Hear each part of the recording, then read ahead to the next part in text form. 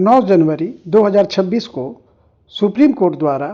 केंद्र सरकार को यह निर्देश दिया गया कि पॉक्सो एक्ट 2012 में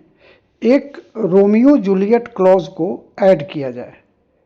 जब से ये सलाह सर्वोच्च न्यायालय द्वारा केंद्र सरकार को दिया गया है, उसके बाद से ही ये पूरा मुद्दा, यानी कि जो रोमियो जूलियट क्लॉज क्या है और इसके सोशल इम्प्लीकेशंस क्या होंगे, ये सारे चीज़ काफ़ी महत्वपूर्ण हो गए और चर्चा में आ गए।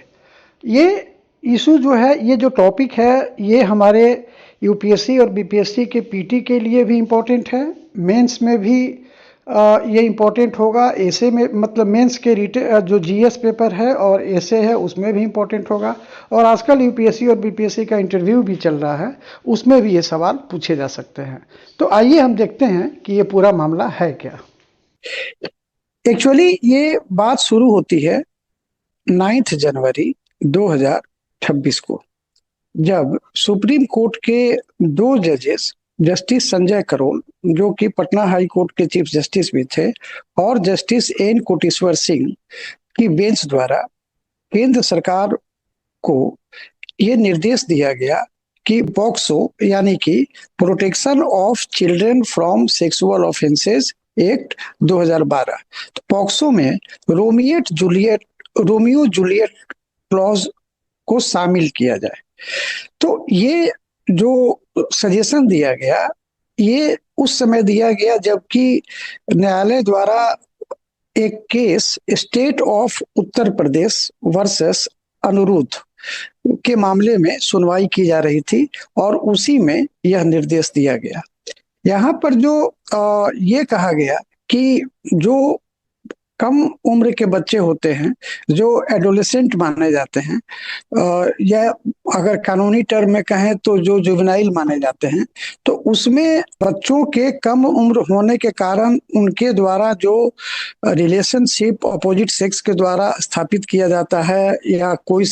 कंसेंसस के आधार पर भी अगर किया जाता है, तो उसमें उन पर जो है कई तरह के आरोप लग जाते हैं, और अक्सर देखा जाता है कि एफआईआर कर दी जाती है और वो जेल चले जाते हैं। जेल मतलब नहीं, लेकिन वही जो बाल सुधार गृह, जिसको कि कानूनी भाषा में ऑब्जर्वेशन होम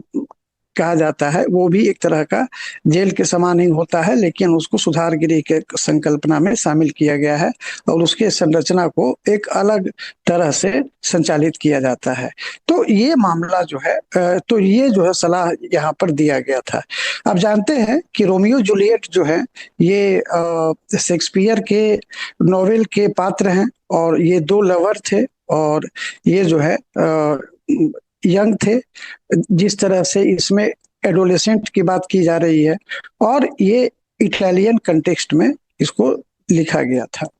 और हालांकि वहां भी जो रोमियो और जूलियट के फैमिली के बीच में कंसेंसस नहीं बन पा रहा था, लोगों में सहमति नहीं बन पा रही थी, और परिवार इसको एक्सेप्ट नहीं कर रहे थे, और उन दोनों को काफी यातनाएं सहनी पड़ी। तो ये सारी चीजों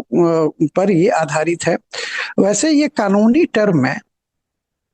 टर्म में ये जो यूनाइटेड स्टेट्स में ये पहली बार इसको इंट्रोड्यूस किया गया था, ठीक है। उसमें टीनेजर्स के द्वारा कंसेंसस के आधार पर जो रिलेशनशिप स्थापित किए जाते हैं, उसमें उसको क्रिमिनल दायरे से बाहर रखा गया। तो उसी के आधार पर इसका नाम रोमियो जूलियट क्लॉज पड़ गया, ठीक है। इसमें कोर्ट का कहना था कि ये रोमियो जूलियट क्लॉज नहीं होने के कारण जब भी इस तरह का 2 यंग पर्सन्स में जो 2 जुवेनाइल में अगर सेक्सुअल रिलेशनशिप स्थापित किया जाता है, तो उसमें अक्सर लड़के पर जो है लड़की पक्ष द्वारा केस कर दिया जाता है, क्योंकि इसमें यह माना जाता है कि चूंकि नाबालिग है लड़की, इसलिए कंसेंसस देने की बात ही नहीं है। तो जो एज ऑफ कंसेंट का एक मैटर इसमें आता है, तो एज ऑफ कंसेंट ये वो एज होता है जो कि कानूनी रूप से उसको मान्यता दी जाती है, जिसके ऊपर के बच्चे या जिसके ऊपर के व्यक्ति सेक्सुअल इंटरकोर्स के लिए या रिलेशनशिप के लिए वो अपनी सहमति दे सकते हैं। तो एज ऑफ कंसेंट के नीचे अगर किसी का उम्र है तो ऐसा अगर वो सहमति दिया भी होगा तो ये माना जाएगा कि उसकी सहमति का कोई मतलब नहीं है, क्योंकि वो सहमति देने के लायक ही नहीं है, कानूनी तौर पर उतना समझदार नहीं है। और जो भी उसके साथ घटना घटी है वो जो उसके साथ में उस तरह का संबंध स्थापित किया है, ये उसकी गलती मान ली जाती है कि जानबूझकर वो उसके साथ में ऐसा किया है। तो इसमें जो है ज्यादातर जो है दोनों पक्ष को ऐसे परेशानी होती है, लेकिन लड़के पक्ष को ज्यादा परेशानी होती है। जहां तक एज ऑफ कंसेंट की बात है तो हमारे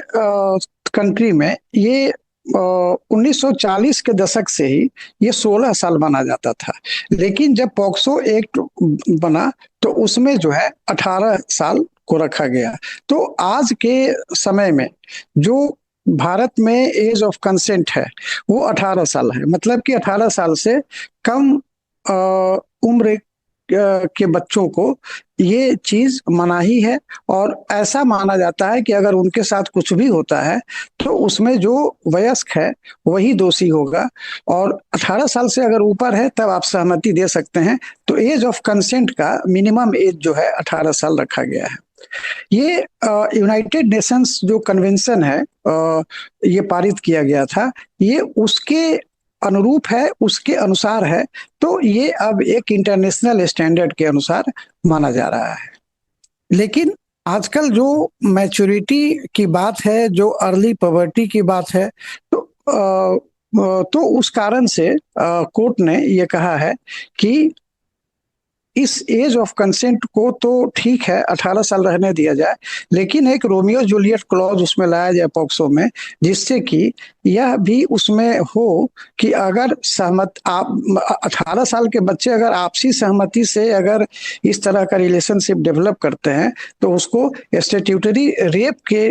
कैटेगरी में नहीं माना जाए और वो सजा होने या अन्य तरह से प्रताड़ित होने से बच सके। यही मामला है। अब इस पर जो है आपका पॉक्सो से रिलेटेड, मतलब पॉक्सो का फुल फॉर्म, पॉक्सो का ईयर, एज ऑफ कंसेंट, ये सब, या रोमियो जूलियट के ऊपर सवाल, तो ये सब, या अमेरिका में जो हुआ वो, तो इस सब पर सवाल आपसे पूछा जा सकता है। तो पीटी, मेंस और इंटरव्यू तीनों के लिए ये इंपॉर्टेंट होता है। Thank you.